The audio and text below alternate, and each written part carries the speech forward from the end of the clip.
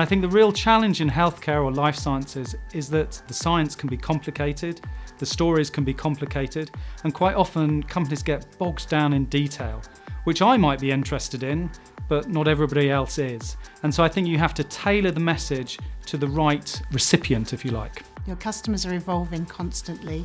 Their needs and what they want to receive or hear from you changes all the time. They're only human. And so you need to adapt to that and be constantly listening to them and adapting your communications.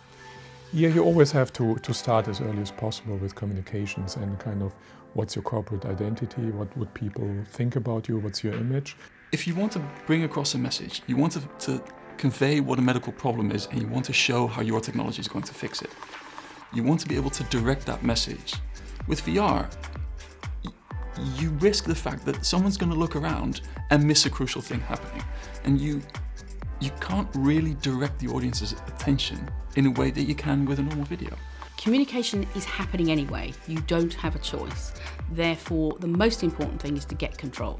And how do you get control? It's thinking about what your brand is, thinking about what your narrative and key messages are, thinking of the appropriate mechanisms and strategies to address the key audiences, have a plan and execute it. The very first thing I did, we established a new corporate identity, also to show that there's now a new stage in the corporate development, and it's different from what we did before, and it's a different kind of company. And you have to reflect that in a couple of things, in the news flow, but also in your corporate design, image, website, messaging.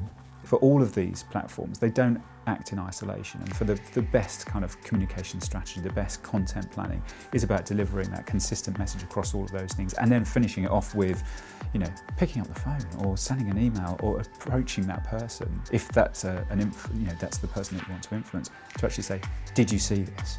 I think in the past I've quite often had people say, well, we want to get this in front of number 10, or we want to get this in front of the Chancellor, get it into the FT.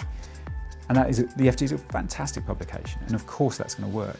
But sometimes those people are also reading other newspapers and other media, and they're looking at social media, and the only way to really properly influence them is to show that there's engagement and interest and pickup across all of those channels, whether they're traditional or social media. Is it visionary enough? Is it inspiring enough? Does it enable all of your audiences to get behind it, live it, breathe it on a daily basis? Because brands really only come to life through the actions that happen on a day-to-day basis. Secondly, I would say never underestimate the emotion, passion and curiosity that there is in this industry, and build that into your communications. Great comms doesn't have to be complicated, it's really simple, really impactful, and it's memorable.